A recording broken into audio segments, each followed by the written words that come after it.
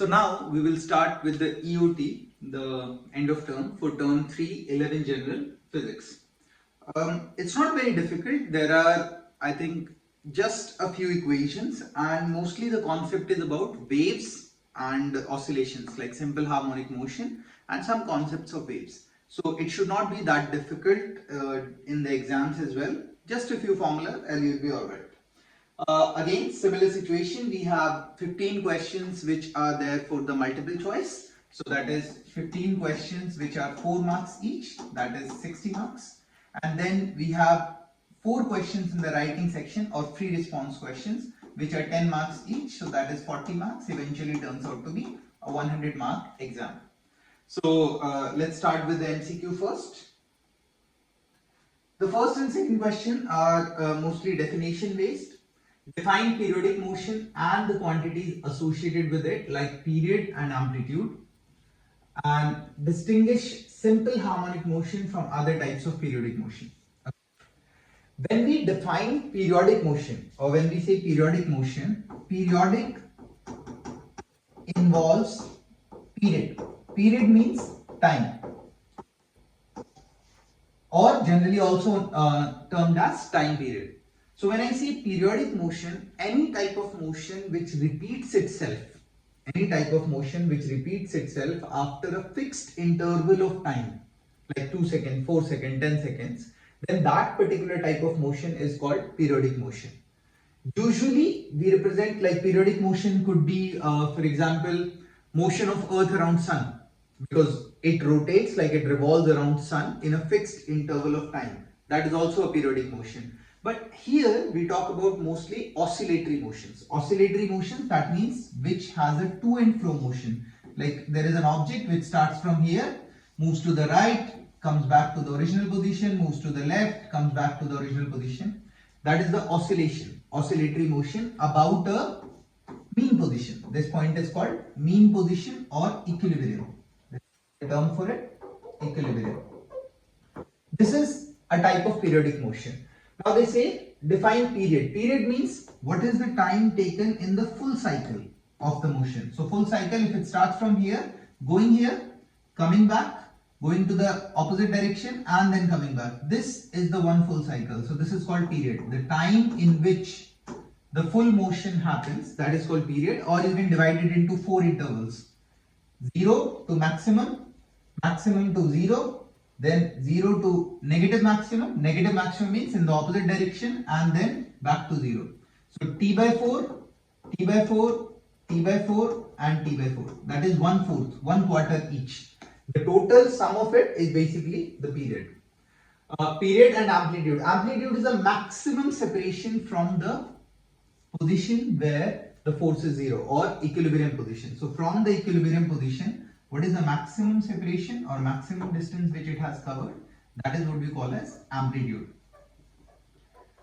Displacement can be anything from here to here, but when the displacement is maximum, then it is termed as amplitude.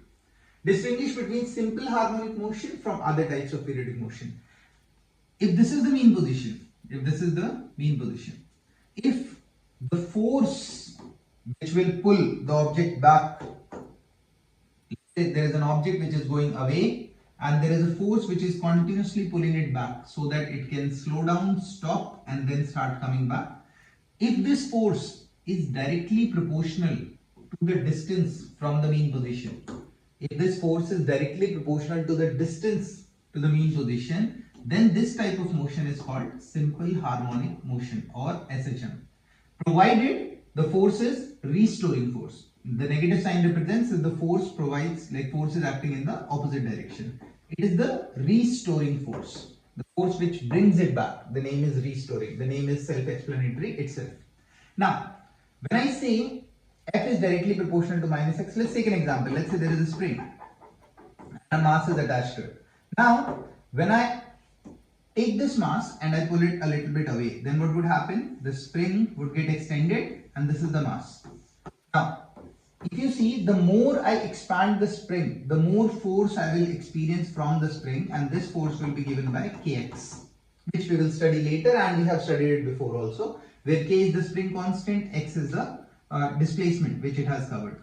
So you can see that force which is bringing it back is directly proportional to the displacement, and therefore it is a type of simple harmonic motion. That's the first and the second example.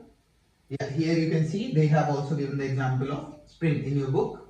So this is the object, we pull some mass, like we attach some mass to it, and now this particular mass, if I wobble it a little bit, then what would happen? It would start moving. So gravity is trying to pull it down, spring is trying to pull it back, and it keeps wobbling around it. Therefore, that is the motion.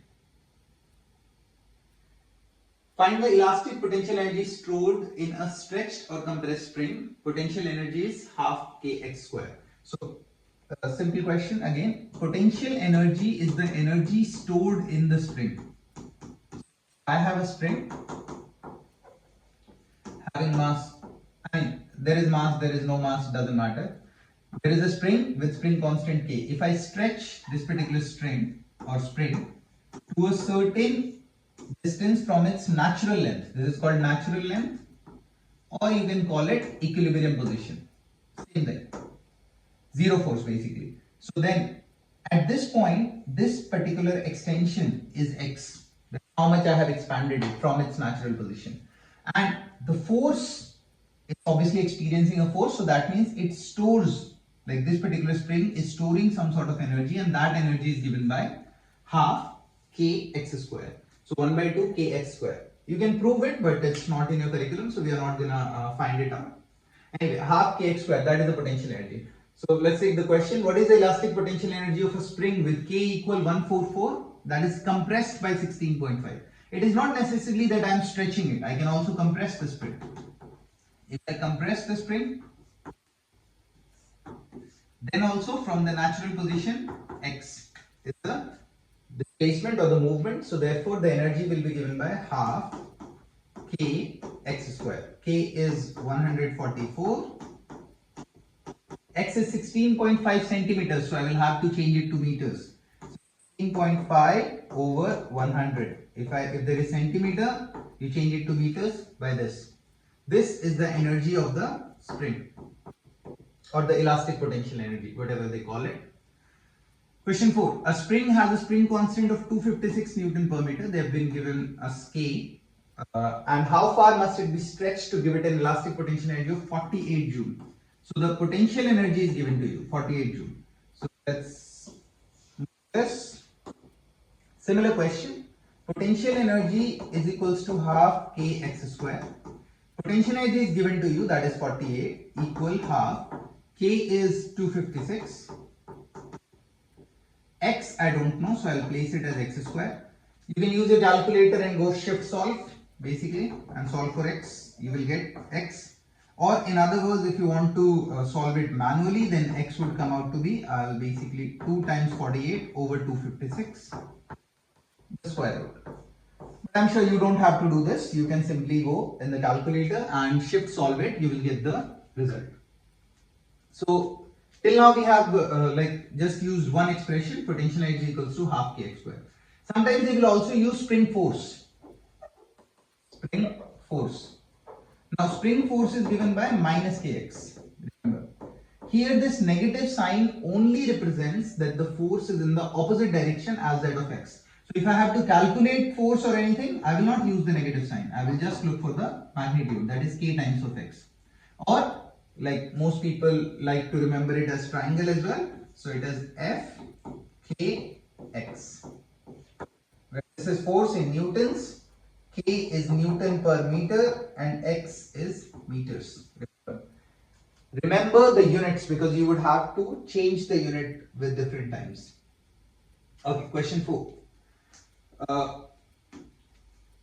Calculate from a force extension graph for a spring the slope as the spring constant and the area under the curve as the elastic potential energy. So, if we just look at the magnitude of the force and we talk about it, okay.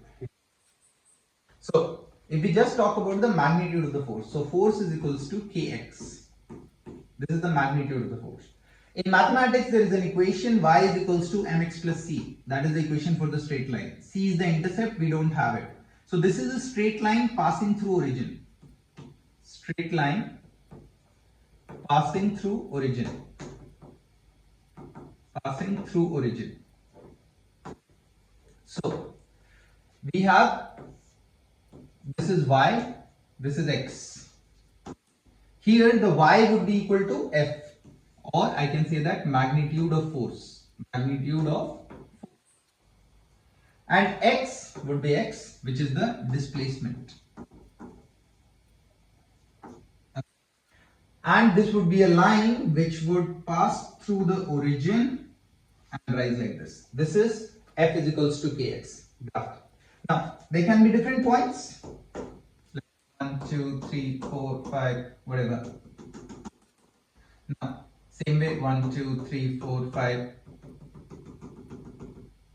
Okay. If they want you to calculate the K, spring constant, so this is equal to the slope. Slope is generally given by rise over run. So slope here will be equal to rise over run. If this point is 10 and let's say if this point is 20, so therefore rise is 20, run is 10. This becomes 20 by 10 or 2. And this slope is equal to K, 2 Newton per meter. But remember, not necessarily you have to take this point. You can take this point here also. The rise will be this, run will be this. You will have to use whichever point you take, you have to take the corresponding rise and run. It's not necessary you have to take that specific. And the answer would be same. That is, the value of the slope would be same. The second part is you need to find the energy. If you need to find the energy, then to get the energy, the simplest way is to find the area of the shape, like region, like what is the area of this particular curve under x. Now this is a triangle, so the area of the triangle is given by half base into height. This is called base, whatever is this length, and this is called height. All you have to do is half whatever is the value of x, here it is 10, times whatever is the value of height, here it is 20, so that comes out to be 5 into 20, that is 100 joules. Because area of the triangle will give me the potential energy, or I can say just energy. This will give me the energy of a particular spring, energy stored in the spring. So remember, slope will give me the spring constant and area will give me the potential energy. Here it is a triangle, like in different situations as well, if there is a force versus displacement graph, all you have to do is find the area of that particular graph under x and you will get the energy, whatever is there. The next question. This is question number 4. You can see that they have actually given you terms. They've given you x, they've given you the magnitude of force. So 0, 0, when x is 0.03, force is this. So if they want what is the spring constant, you can take any value of force and any value of x, just divide them, whatever is the value, you will get the spring constant. Basically, any point rise and any point run, you can take it and you will get the value for spring constant. Determine for a spring block oscillator the block's position when the total energy is entirely kinetic energy and when it is entirely potential energy. Okay.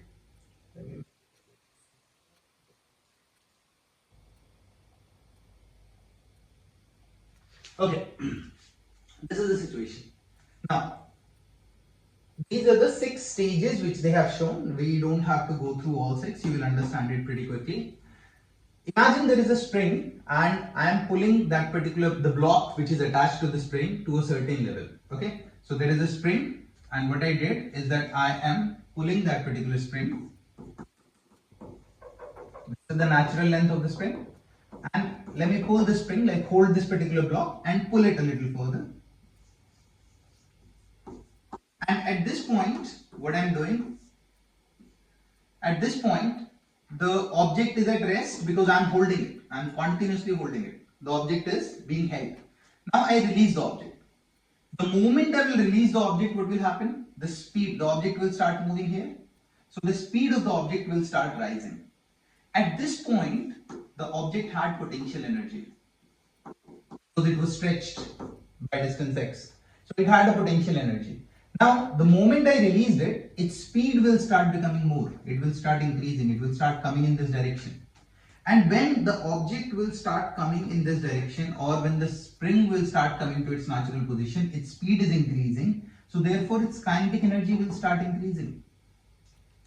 Kinetic energy will start increasing because kinetic energy is half mv square, because the velocity is increasing. So the kinetic energy is increasing, and the potential energy, because the value of x will reduce. You see that this block will come here, then here, then here. So the value of x is reducing. So half kx square, which was the potential energy, will also reduce.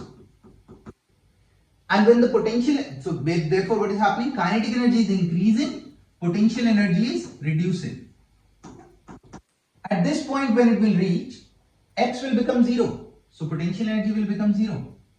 And kinetic energy will become maximum, because at this point it will be the fastest.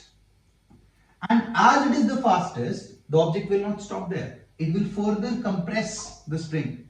It will further compress the spring to a bit state of compression. Then the spring wants to push it back. So therefore the velocity will start slowing down. So kinetic energy will start reducing and potential energy will start rising. And this process will continue. So here you can see that potential energy is maximum at this position because it's extended. Then it starts coming. So basically what is happening, potential energy starts reducing. It fell. And kinetic energy starts increasing. It went up. When it is at this mean position, like zero position, sorry, mean position or equilibrium position, then kinetic energy starts rising. Again, it rose to maximum at the mean position, and at this point potential energy is 0 because x is 0.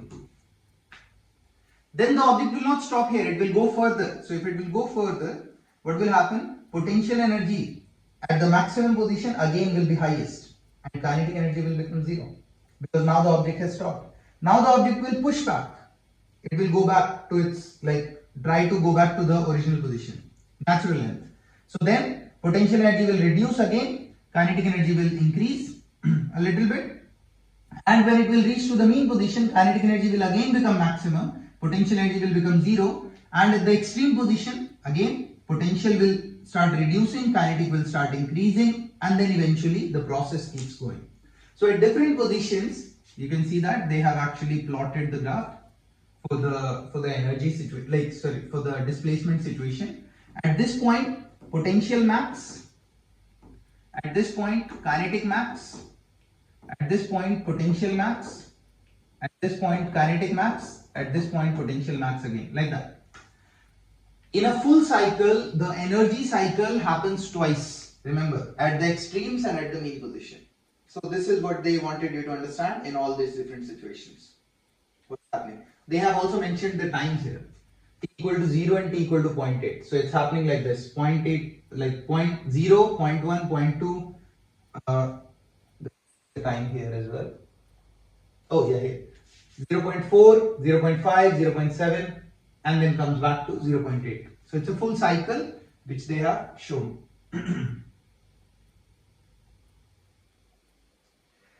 Describe the motion of an oscillating simple pendulum.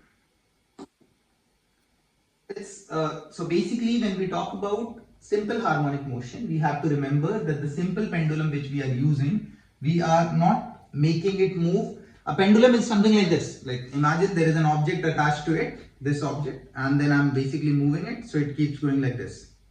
This is a pendulum. But if it is a simple harmonic motion, we have to make sure that the oscillations are not big. Because if oscillations will be big, then it will not be simple harmonic motion. It will be periodic, but it won't be simple harmonic motion. For simple harmonic motion, these angles should be small, like very small, the angle which is being tended here. And this is what we see as the simple harmonic motion of a simple pendulum. Now, what's happening? Right now, this is the mean position. If I take it here and I leave it, what's happening? A part of gravitational force, because gravity is acting down, so there will be a component of gravity which will pull it back to the original position. It will come here, but it will not stop because it has speed, yani kinetic energy. So it will go back here. At this point, gravity will pull it back again, and it will keep moving in this particular situation. Here you have to remember that because I want force to be directly proportional to displacement, so my oscillation should not be big angle oscillation. It should be only small angle oscillation. To find the time period, if I am leaving it from here, remember time period is the full cycle. So if I am leaving it from here, therefore it has to go back and come back. This is one full cycle. So 1 by 4, 1 by 4, 1 by 4, 1 by 4, like that. It's quarter moves. Now, what is the time period given of a simple pendulum? The period is given by 2 pi root L over G, where L is the length of the string, this length, and G is the gravitational, like universal, not universal, it is acceleration due to gravity. Acceleration due to gravity. And pi you already know, T is the period or time period. We call it period or time period. One more thing. Here you can see that in the expression of time period there is no mass m, yani how heavy it is. So the time period of a simple pendulum does not depend on the mass of the block which is attached to the end of the rope. It is very important, because they might have a situation where you have one particular string of 1 meter attached to a block of 2 kilos, and there is another string of length 1 meter attached to a block of, let's say, 1 kilo, and they will ask you which one will have more time period. Remember, it does not depend on the mass. As long as the length is same, the time period is going to be the same. It will not change. Describe the relationship between the period of a simple pendulum and the mass of the pendulum block. Same question. Mass of the pendulum block, it does not depend on the mass. Period depends only on the length of the pendulum and the gravitational field, and not on the mass of the bob or the amplitude of the oscillation. It's very important. One practical use of pendulum is to measure G, which can vary slightly at different locations of Earth. We usually calculate the value of G using a simple pendulum. Define resonance of harmonic motion with external force and list some of its uses and consequences. Okay, so when we say resonance, what happens is, like you must have seen a swing basically when it goes. When we say resonance, we are talking about sinking frequencies. The word resonance itself is about sinking frequencies. Resonance occurs when forces are applied to a vibrating or oscillating object at time intervals equal to the period of oscillation. So if, let's say, I have to push someone in a park for the swing. So what's happening? The force which I am applying, like to the particular swing, if it is applied at the same time as per the period of the oscillation, like whenever it is required, then I produce the maximum result. That is what we call as resonance. So resonance occurs when forces are applied to a vibrating or oscillating object. It's a detailed topic. We won't be going there because it's actually not required in your curriculum. Mostly they would be asking you simple questions about when the resonance happens and things like that. So you should know the definition.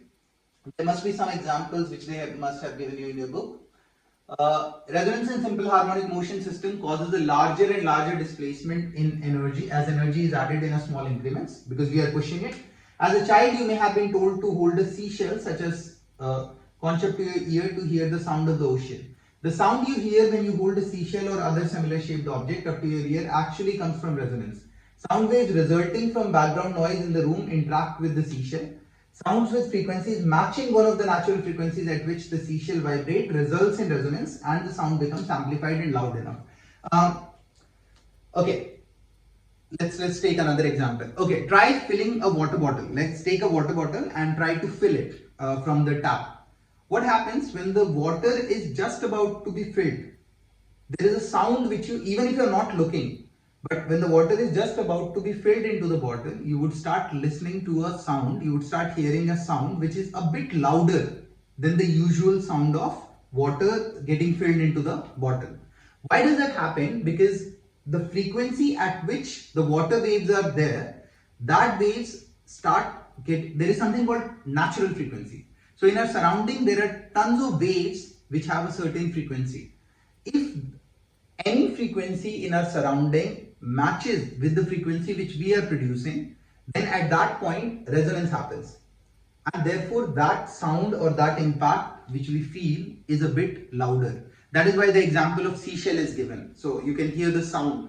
Why does that sound comes to us? Because it is actually matching with the natural frequency, and therefore the resonance occurs at that particular point, and you feel the loudness, or you feel a little bit of clear sound. That is what we call as resonance. Is there any question? Yeah, it's not there. Usually resonances we find out, like we see in musical instruments. We want to get to the resonance so that we can match the natural frequency, be it a guitar or a flute or drums or whatever it is. Differentiate between transverse, longitudinal and surface waves with examples. Okay, I'll give you a basic situation. What is a wave? A wave is basically the transmission of the disturbance, transmission of the energy. Because if, let's say, I have a rope and I create a particular, for example, let's take this. Here it will be difficult to see, but imagine like this is the wire and I'm holding it here and I'm creating a pulse here, like I'm creating a certain movement. Now when I'm creating a movement, the objects are not moving anywhere. They are just going up and down. But you see something is moving along the entire wave. I am just moving this part, but something is moving along the entire wave. Why it is happening? Because the energy is getting transmitted, or the disturbance is getting transmitted. If the motion of the particle is up and down, and the wave, the energy is traveling in the horizontal direction, then they are making an angle of 90 degrees, not necessarily up and down. So basically when the particle movement and the wave movement are making an angle 90 degrees, then that type of wave is called transverse waves. Transverse.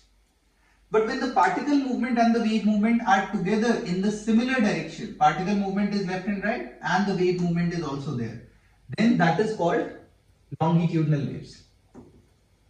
Longitudinal waves.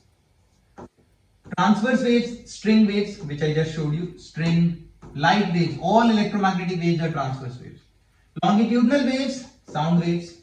Sound is a longitudinal wave because it compresses air molecules in such a manner that air molecules will be together, and then what will happen? It will push further, and then air molecules have certain distance. Then air molecules will come together again. These positions are called compressions. These positions are called rarefactions. Rarefactions, and these are called compressions. Anyway, transverse, the particle movement and the wave movement are at 90 degrees with each other.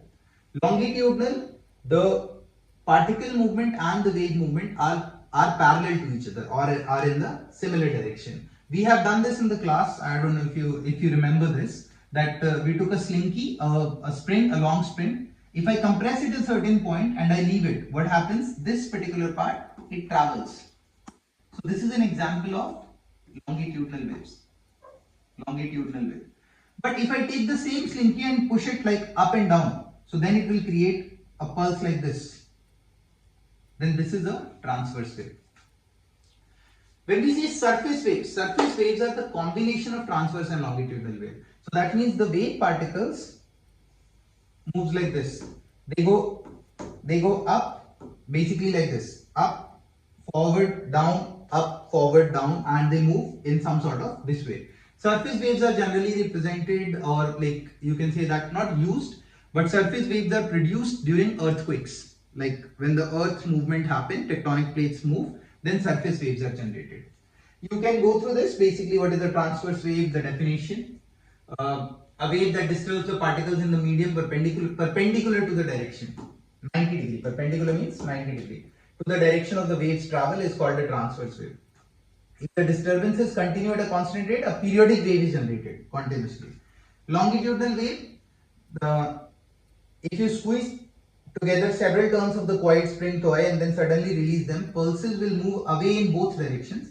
The result is called longitudinal wave because the disturbance is parallel, this is important, to the direction of the wave's travel. Okay, again, surface waves, earthquakes, surface waves could be in the water as well. Waves that are deep in a lake,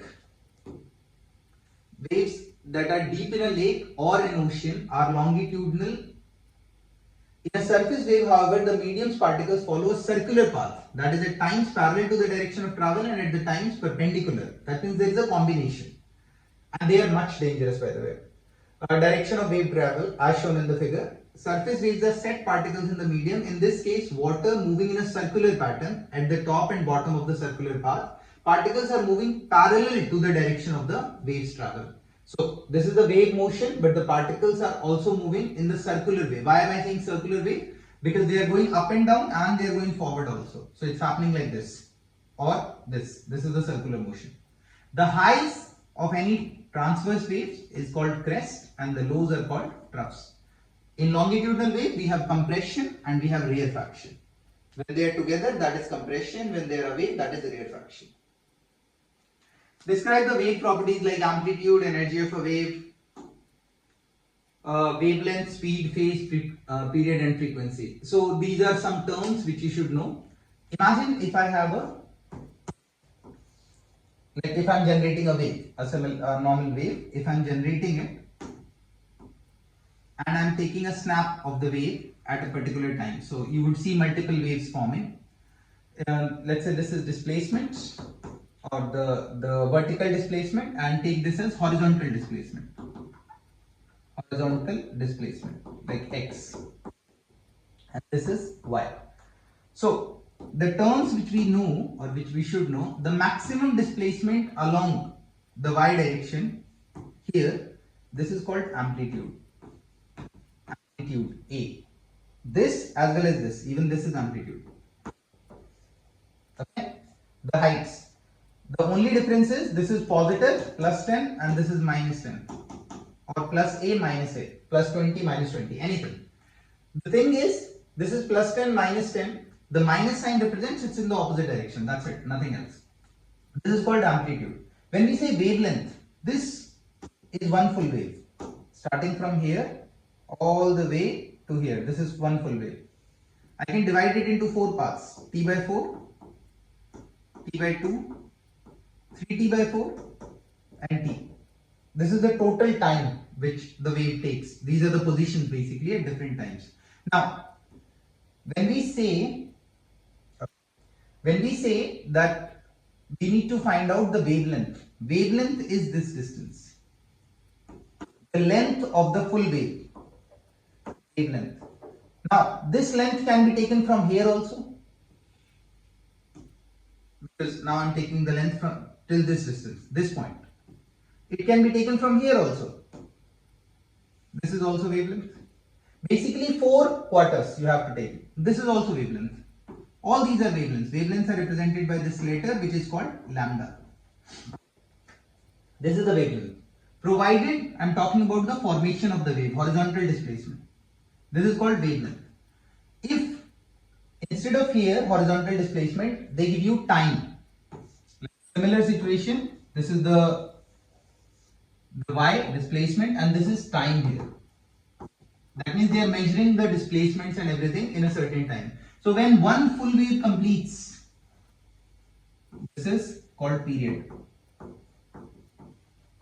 or time period. So just to remember, if on the x-axis there is time, the length, this is basically time period.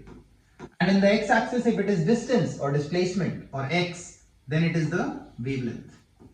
Okay. Height is amplitude in all cases, and wavelength is the distance between 2 consecutive crests. These points are called crests. These points are called troughs. 2 consecutive crests or 2 consecutive troughs. Amplitude, wavelength, phase. Phase is when we say that, like when we talk about it, we say that like waves repeat itself. So logically phase has a different meaning. We consider it to be a uniform circular motion in which an arrow rotates and all that. You don't have to go there. We simply say that the similar points are called in same phase. So for example, this point and this point are in same phase. Same phase. Okay. Same way, this point and this point are in same phase. This point and this point are in same phase. That means after every wavelength, like every new wave, the corresponding point which is very similar or which is exactly same as the first point, that those 2 points are considered to be in the same phase. That means they are in the same situation. If one is going up, other is also going up. So amplitude done, wavelength done, phase done, period done, frequency. How many waves I can produce in 1 second? That is called frequency. How many waves I am generating in 1 second? That is the frequency. So it is 1 over time period. Speed. How fast the wave is traveling. So if the wave is traveling at a certain distance, like at a certain speed, so V is equals to, speed is general speed, x over t, yani distance over time. This is the speed of the wave. What else? Energy. There is a term called intensity. We talk about energy per unit area, per unit time. When we say energy of the wave depends on the amplitude of the wave as well. So if the amplitude of a wave is more, energy of the wave effectively will be more. And it varies. It's actually intensity, but you can say that for now, that energy varies with amplitude square. That means if my amplitude will be doubled, if I, let's say amplitude here is 2x or 10 meters, then amplitude here is 20 meter. So if I double my amplitude, energy will become 4 times because it is square. So if I am doing 2 square, if I make amplitude double, energy will become 4 times. So this energy is 4E and here the energy is E. If I make my amplitude 3 times, energy will be 9 times, like that. It varies in squares. So I think that's it. Let's see what is there on page number 159, 161. Yeah, so they have mentioned it. Similarly, what is amplitude, wave A, wave B, the examples, what's energy of a wave, what is wavelength, I have explained all that. You can go through it, read it. Speed and velocity, delta D by delta T. Here they've used D, I have used X. So the distance. Similar situation.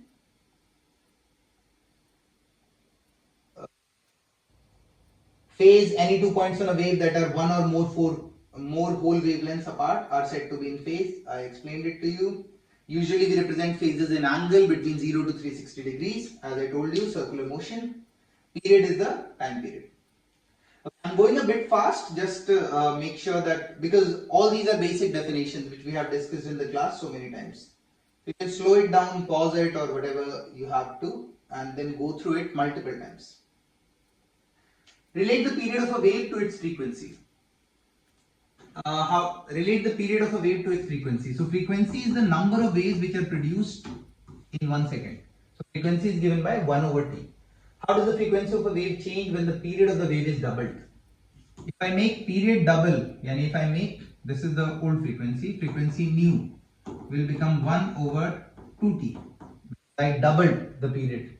So then how will the frequency change? Frequency will become half. Frequency nu becomes half of the frequency old. Because this was frequency old, f over 2. That is the new frequency. Relate the wavelength of the wave to its speed and frequency in a, let's say, the expression we have is, like there are few expressions. Velocity is equals to lambda times f. This is speed. This is wavelength. This is frequency. And if I have distance, so velocity is equals to distance.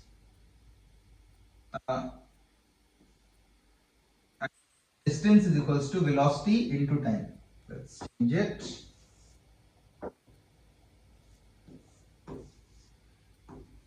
Distance, you can say distance or you can say x also, that is also fine. This is velocity multiplied by time. Remember, this time is any general time. This here, if I use time,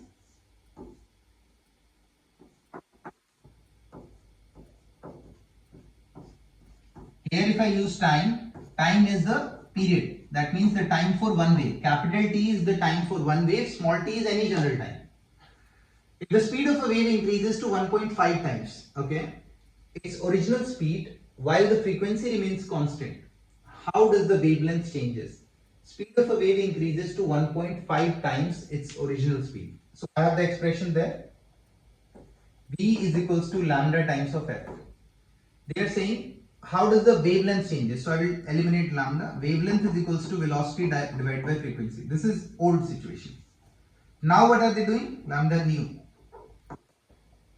Speed of the wave increases to 1.5. So this becomes 1.5 V over frequency remains same. So this becomes F. This remains F. So how does the wavelength change? So this V by F is lambda. So I can write it, lambda nu is 1.5 times lambda.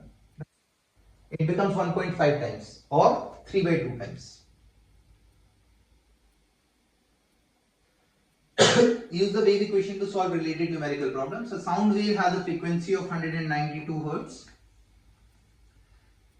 and travels the length of a football field 91.4 meter in 0.271 second. What is the speed of the wave? I have the frequency and travels the length of a football field 91.4 meter. I have a distance and in 0.27 second. So I have the time. If I have the distance and the time, I can find speed. Velocity is equals to distance over time, which is 91.4 over 0.271. This is the velocity. I get this. Once I have the velocity, I have the frequency here. What is the speed of the wave? First question done. What is the wavelength? If I have the frequency, I have the speed, I can find the wavelength. I have the expression V is equals to lambda times of F. So frequency is here 192. Wavelength I have to find. Velocity is whatever we have calculated from here. So I know this, I can find this, solve for x. What is the period of the wave? If I have the frequency, period is 1 by f. If the frequency were changed to 442, what would be the new wavelength and period? Solve all those questions again basically. If I change the frequency to 442, then what happens? What would be the new wavelength and period? Velocity will not change, we are not changing it. Frequency we have changed, so put the new frequency. Velocity is given, like we have calculated, so you will find the wavelength. Once you have the wavelength, like you can also find the period. Period will be t equal 1 by f nu. Just put the values, all these values. Again, I'm not solving the entire question. I'm just telling you how to solve it. So at every step, stop, calculate it, then move to the next step. Next part, A, B, C, D, whatever are there. And then there is a solution underneath. You can verify with that. Use the displacement versus distance and displacement versus time graphs to use the wave properties like wavelength. Yeah, so this is what I was telling you. Here, if you see, this is displacement versus distance from the source.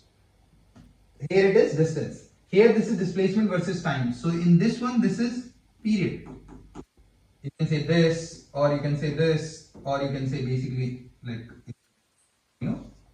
this as well is period. But here it is distance. So this is wavelength. This is also wavelength. This is also wavelength.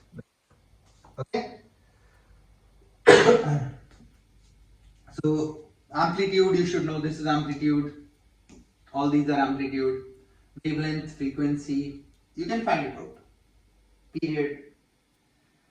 Describe the wave properties. Okay, now we come to the writing questions. So basically the concepts are over because whatever the equations were there, they are done. Now it's a different type of question, basically writing questions. So everything is same. The only thing is that these questions you have to do it on paper. Question 19. So I'm going like 19, 18, 17, 16, like that. There are 4 questions. A sound wave produced by a clock chime is heard 515 meter away 1.5 second later. So I have the distance, I have the time, 1.5 second later.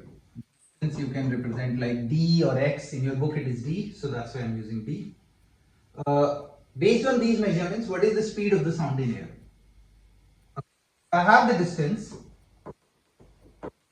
over time will give me the speed. which is 515 over 1.50, whatever the value comes out to be, because this is meters, this is seconds, so answer will be in meter per second. That's fine. The sound wave has a frequency of 436. So now I have the frequency. What is the period of the wave? So once I have the frequency, period is given by 1 over t. If I have the frequency 1 over t, so just put the value here. I will get t is equals to 1 over f, yani t is equals to 1 over 436 second. This is my answer. What is the wavelength? Once I have the frequency, frequency is already given, and I have the speed, I can find the wavelength. I have a simple equation, v lambda f. So I know this, I have calculated this in the first part of the question. I know this, they have given me in the second part of the question. I can find wavelength. Wavelength will be velocity over frequency. Again, I'm not solving it, you have to solve it. I'm just telling you how to solve it. So pause, stop, try to solve it. A hiker shouts towards a vertical cliff as shown in the figure. Okay, so he or she shouts. The sound goes, reflects from the rock and comes back. The echo is heard 2.75 seconds later. So echo is when the sound comes back basically. What is the speed of the sound and the hiker's voice in air? Here there is only one element, that you have to take the distance, not 465, because echo is heard after 2.75. So the distance becomes 465 times 2, because 465 of going and 465 of coming back. So 930 meters. This is the distance. I know the time, 2.75 seconds. So I have the time, I have the distance. What is the speed of sound of the hiker's voice in air? Same, velocity is equals to distance over time. So 930 over 2.75, I will get whatever meter per second. The wavelength of the sound is 0.75 meters, so I know wavelength. What is the frequency? I have the velocity. So v lambda frequency. This you have calculated, this they have given you. You need to find f. Frequency will be velocity over wavelength. Whatever is the value, just put it. What is the period of the wave? Once I have the frequency is 1 over t. So you have this, you have to find this, solve it, that's it, done. Moving next. So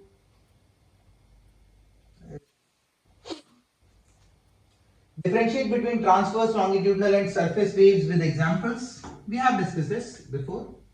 Use the displacement versus time graph, similar. You need to find out wavelength, amplitude, period. They will give you graph. You need to find out or calculate which one is what or how much it is. Like here, what is the amplitude? 0.2 meters. What is the wavelength? So start from here till here, or I can start from here till here, or I can start from here till here.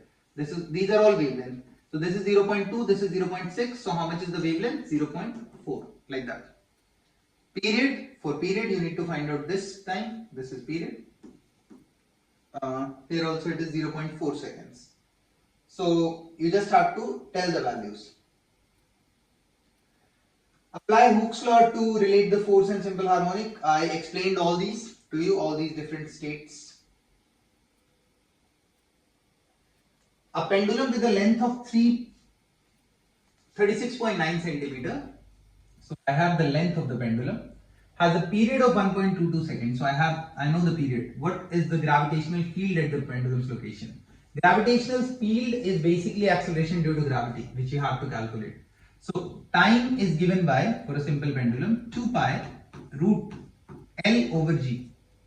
Now, they have given us the time, which is 1.22 second. 2 pi root L is 36.9, so I will change it to meters. L is 36.9 centimeters, so I will change it to meters by 36.9 divided by 100 meters.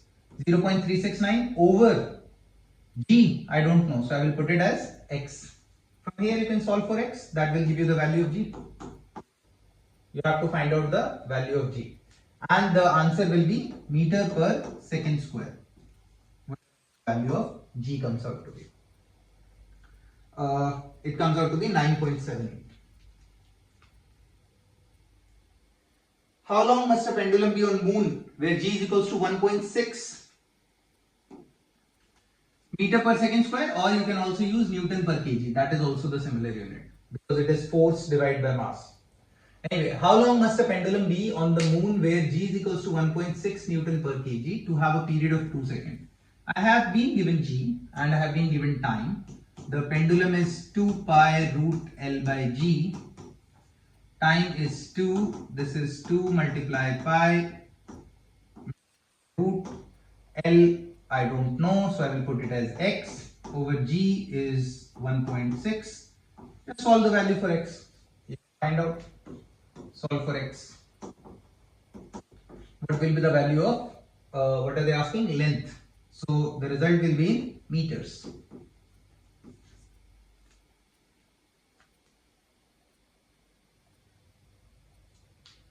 Apply the Hooke's law and relate the force.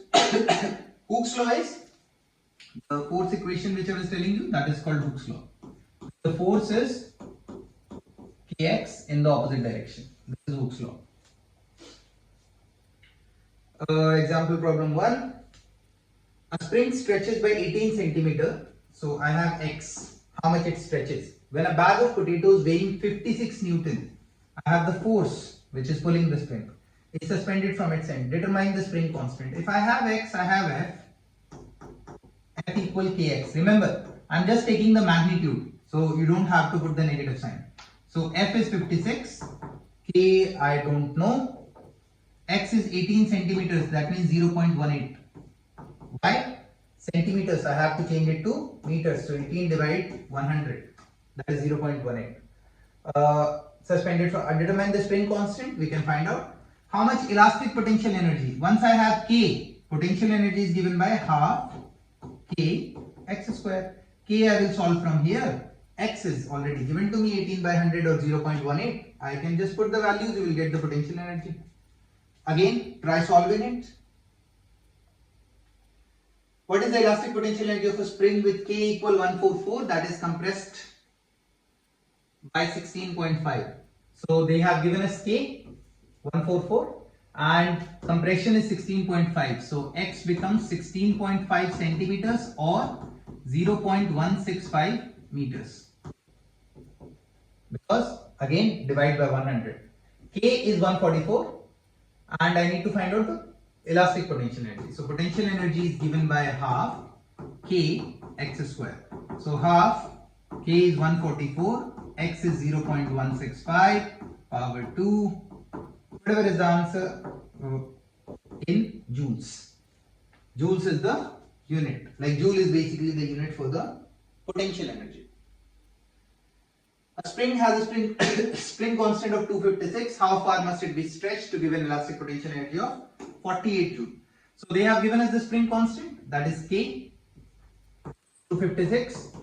See, you can see the questions are not very difficult. It's just one or two equations where you need to identify what is given to you and what you have to calculate. Potential energy is given to you, which is 48 joules. What do you have to find out? How far? So they are asking what is X. So potential energy is given by half K x square. Potential energy is 48 is equals to half K is 256. X is X.